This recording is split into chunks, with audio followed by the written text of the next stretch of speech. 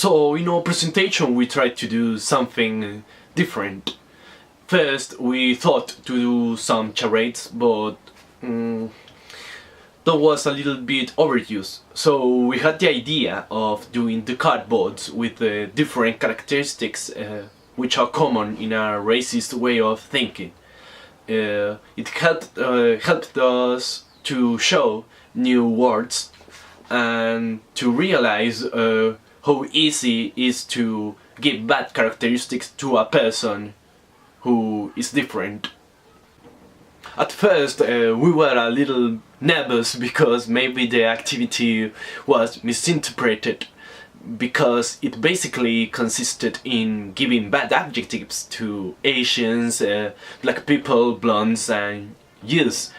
But I think that it was good, mostly because of the conclusion, where the class gave us their opinions and thoughts, which was perfect for the start of a class, since it was supposed to be a warm-up after all. First, I'm going to talk about the activity of Jesus and Franco. I think it was very interesting and related to the subject they were talking about, which was media reliability. When Franco told us that the news we read were all lies except one, was a little shocking, but it helped to get engraved in our minds. I don't consider there is something bad about the presentation, because it felt like a proper class. Another one that was interesting was the one of Marcelo and Juan Carlos, pretty much because of the same reason as Jesus and Franco. It was related to the subject they were talking about. We learned the techniques that TV and media use to sell us things and make them look like the state of the art and all that stuff. Also, it was fun. The fact that we had to use the techniques helped me to remember them, like giving warranties, the scientific support, etc. The one from Claudia and Antonia was also fun. We realized how media can manipulate the information and make it a little bit more swallowable, or even change the intention of the piece of news.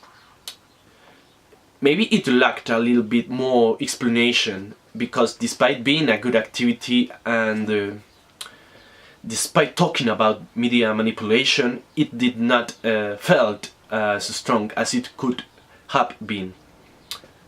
However, I really liked the activity. The techniques that are used to modify news were clear, to make something look distinctly different without necessarily lying. The one from Gustavo was interesting, but it felt kind of weird. The message was delivered of how a big part of our lives depend on the things Antonia took from us. But I would like an activity that would involve us more. It was more a reflection than an activity, so it wasn't so personal to us, I think.